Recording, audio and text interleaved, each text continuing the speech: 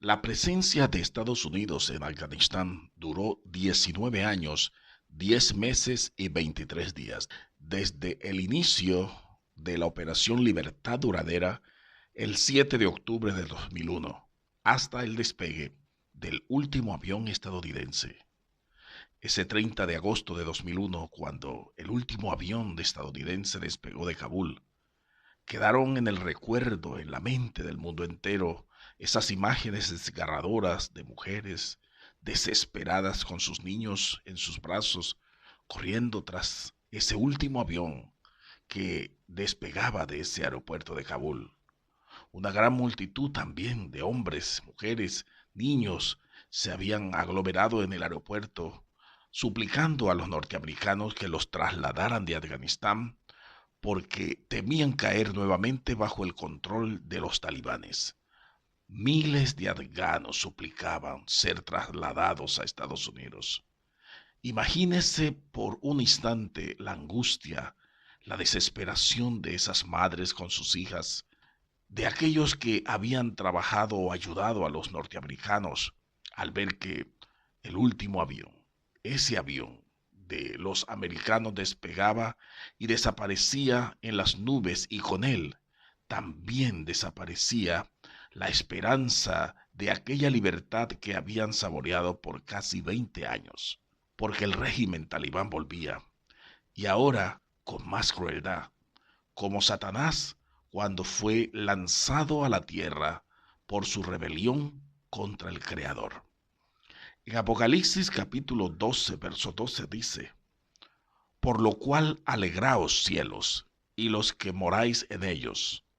Ay de los moradores de la tierra y el mar, porque el diablo ha descendido a vosotros con gran ira, sabiendo que tiene poco tiempo. Hoy vamos a hablar del tema trasladados de la democracia a la teocracia. Tener la ciudadanía del imperio que domina en el momento te otorga un respeto ante los demás.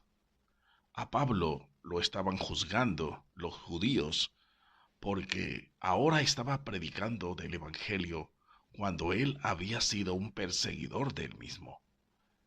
Y en el momento que los romanos lo apresan o lo arrebatan para que los judíos no lo maten, el tribuno decide encarcelarlo y mandarlo a azotar para saber por qué era que lo estaban juzgando los judíos o queriendo lincharlo.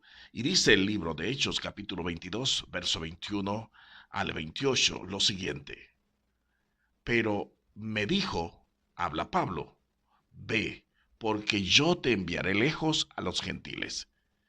Y oyeron hasta esta palabra. Esto quiere decir los judíos que le escucharon, le prestaron atención a Pablo hasta que él dijo que Dios le había enviado a predicarle a los gentiles.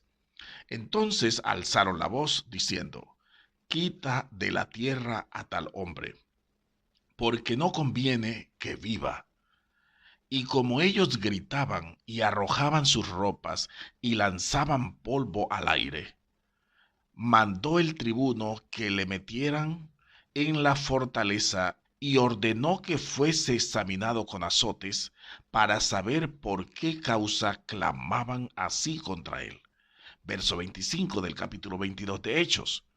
Pero cuando le ataron con correas, Pablo dijo al centurión que estaba presente: ¿Os es lícito azotar a un ciudadano romano sin haber sido condenado? El verso 26 dice: Cuando el centurión oyó esto, fue y dio aviso al tribuno, diciendo: ¿Qué vas a hacer? Porque este hombre es ciudadano romano. Verso 27.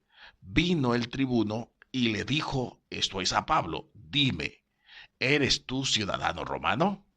Él dijo, sí. Respondió el tribuno: Yo con una gran suma adquirí esta ciudadanía. Entonces Pablo dijo: Pero yo lo soy de nacimiento. Las personas pagan cantidades de dinero para adquirir una ciudadanía de un país dominante, de un país importante. Y eso es lo que Pablo le está respondiendo al tribuno. Mira, tú pagaste esa cantidad de dinero, pero yo tengo la ciudadanía romana por ser de nacimiento. Así que Pablo era tanto judío como romano. Cuando nosotros hablamos del reino de Dios, estamos hablando trasladados de la democracia a la teocracia. Es lo que Pablo les enseña a los hermanos en la iglesia de Éfeso. En el capítulo 2 de Efesios, verso 19, dice: Así que ya no sois extranjeros ni advenedizos, sino conciudadanos de los santos y miembros de la familia de Dios. Antes vivíamos por fuera de la ciudadanía del reino de Dios. No pertenecíamos al reino, no teníamos ciudadanía del reino. Pero ahora, dice Pablo, nosotros ahora somos miembros de la familia de Dios.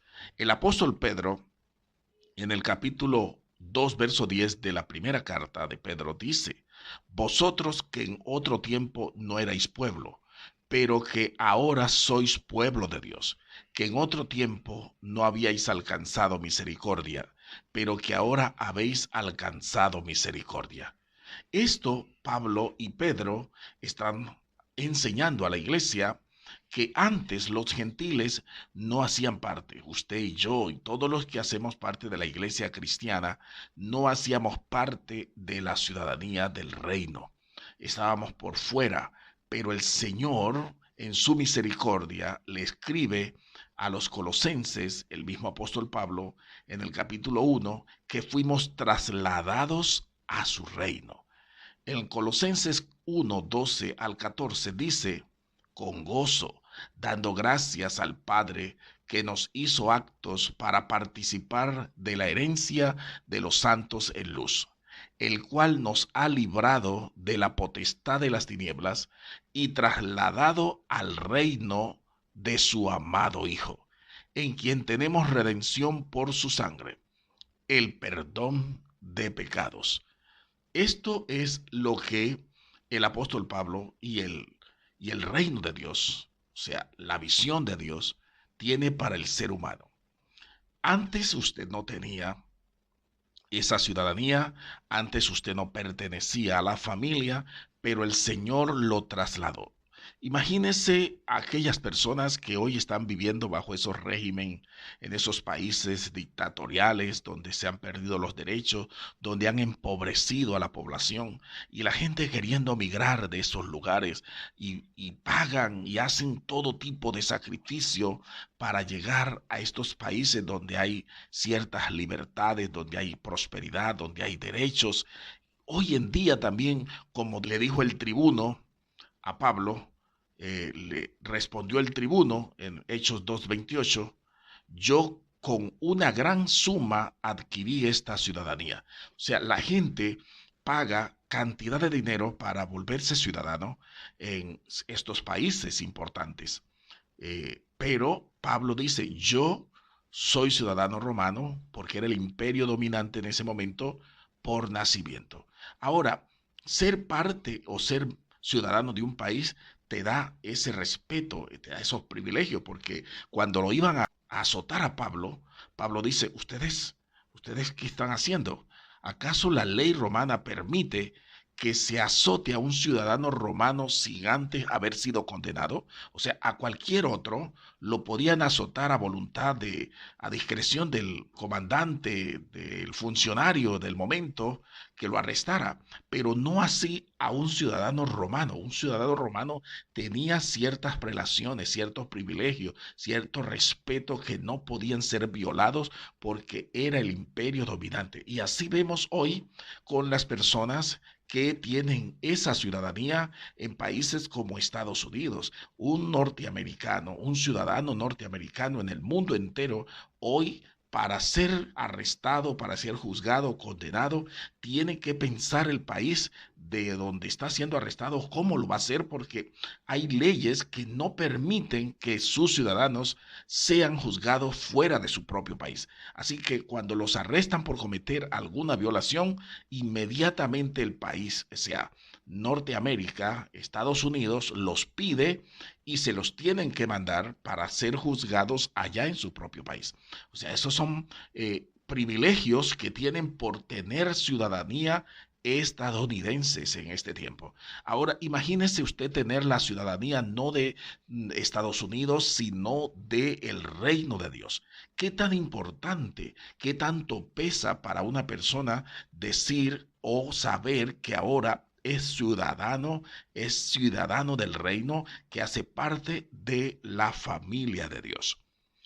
Cuando los discípulos andaban con el Señor, ellos miraron que el Señor oraba de una manera muy particular y que Juan le había enseñado a sus discípulos a orar. Así que ellos se acercaron y le dijeron: Maestro, enséñanos a orar, así como Juan le enseñó a sus discípulos. Y el Señor los llama y comienza a darles instrucción. Y les dice: ustedes no deben hacer de esta manera, ustedes no deben orar de esta forma.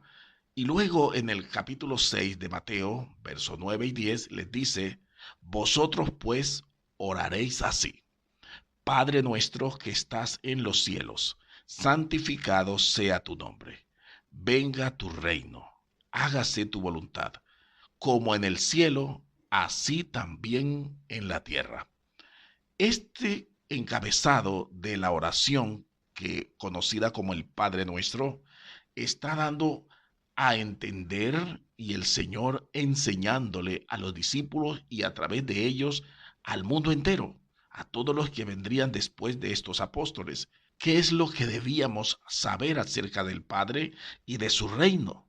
Lo que dice el Señor: ustedes cuando vayan a orar, diríjanse al Padre y deben de saber dónde está el Padre y deben adorarlo. El Padre está en el cielo, gloria a Dios, allá en los cielos, y deben santificar su nombre, pero deben pedir que su reino venga.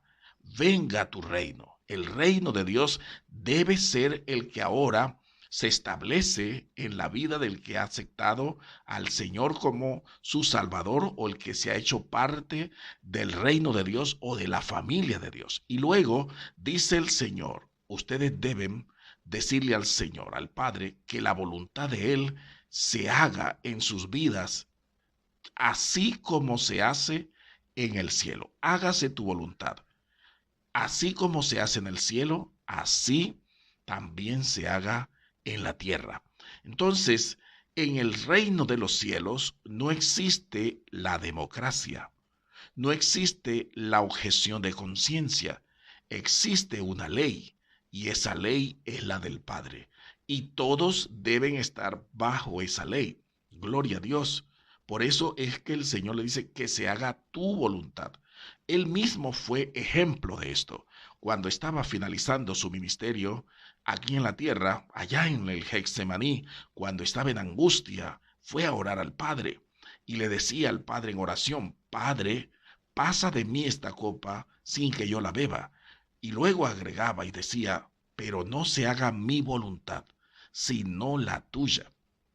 Este debe de ser la actitud correcta que debemos asumir delante del Rey de Reyes y Señor de Señores. No podemos objetar, no podemos cuestionar, no podemos oponernos a la ley de Dios, porque es el reino de Dios, es Él el creador, nosotros sus criaturas, y nosotros debemos estar bajo su voluntad.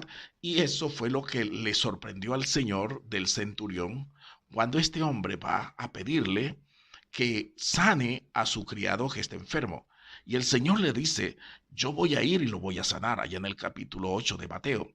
Y el centurión le dice: Señor, no es necesario que vayas hasta mi casa, porque yo soy hombre que estoy bajo autoridad y tengo también personas bajo mi autoridad. Cuando me dicen que vaya, yo voy. Lo mismo cuando yo le digo a alguien que venga, él debe venir. Cuando le digo a mi criado que haga algo, él lo hace.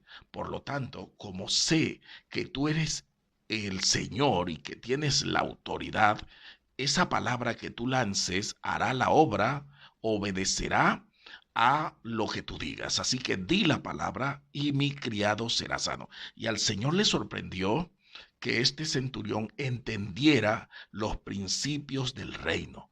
Esa voluntad es reconocer la autoridad del Señor y saber que no se le puede cuestionar. El centurión sabía que al Señor, si él daba la orden, no podía ser cuestionado. Si él decía, el criado tuyo será sanado, esa palabra se cumpliría tal cual él la habría dicho.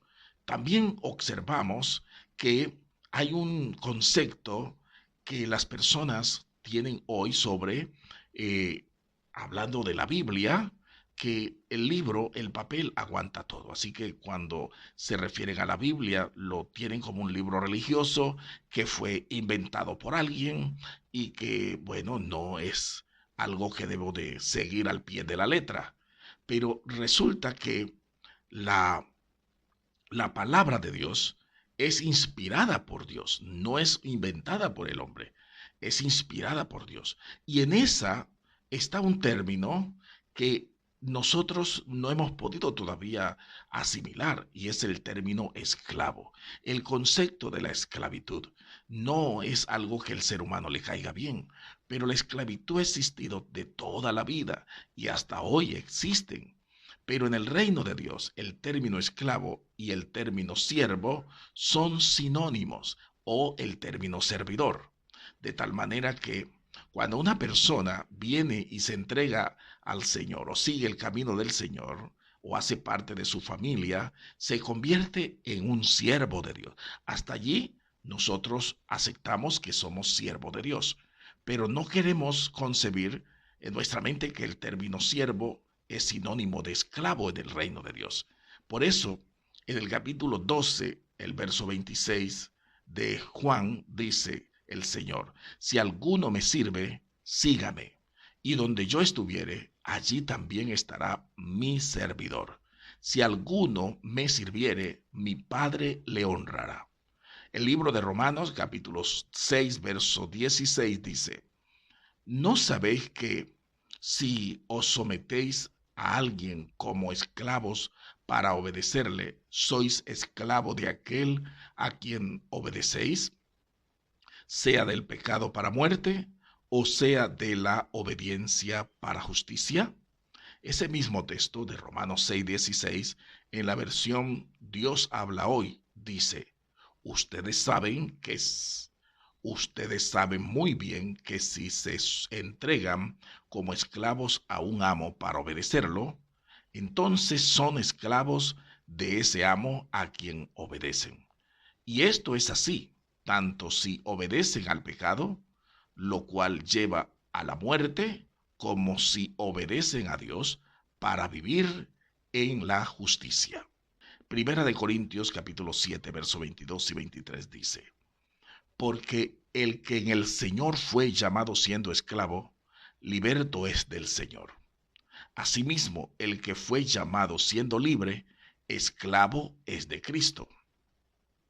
Por precio fuisteis comprados, no os hagáis esclavos de los hombres.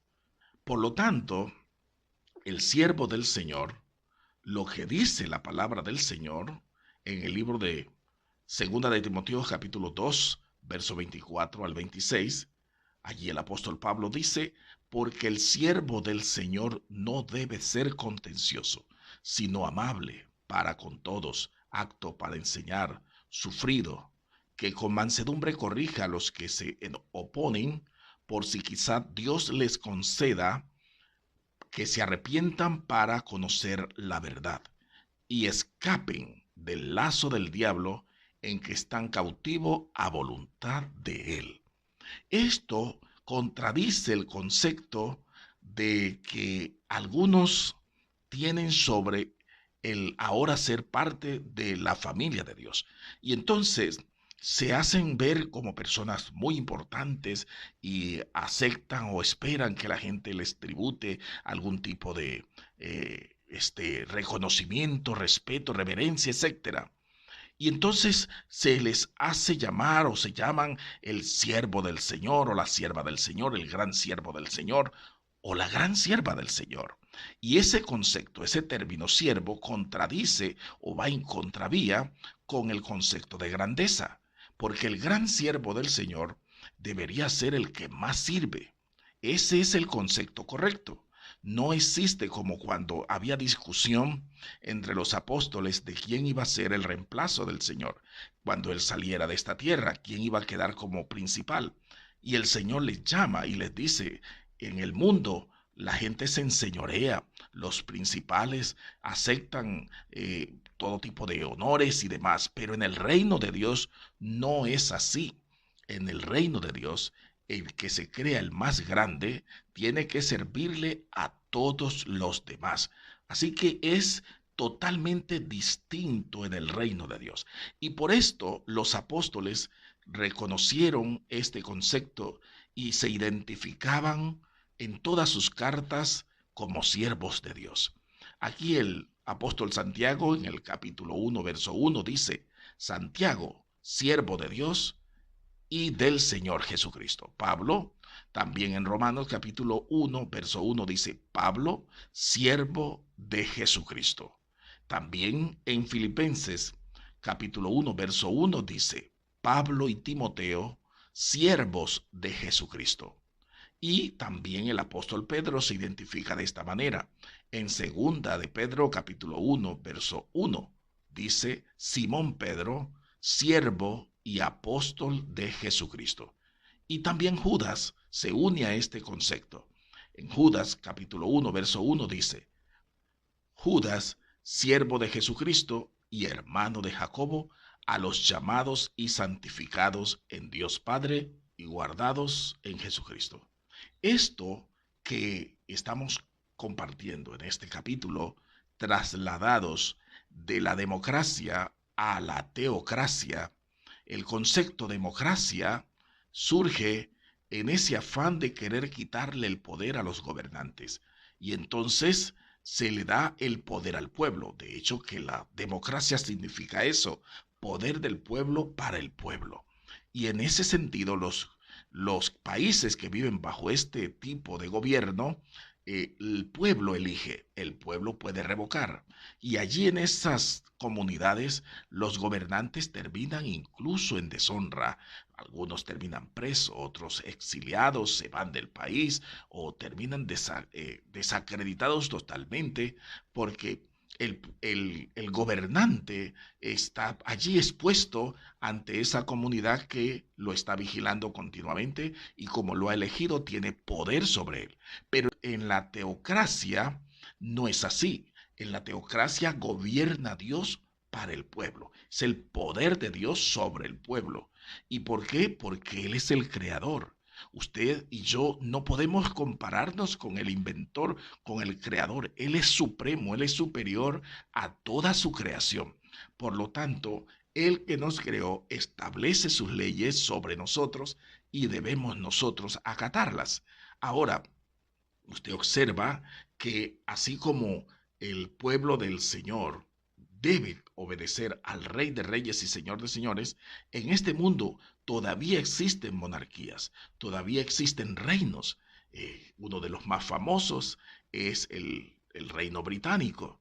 Allí de generación en generación han ido pasando la corona a los hijos de los que son el rey o la reina en su momento.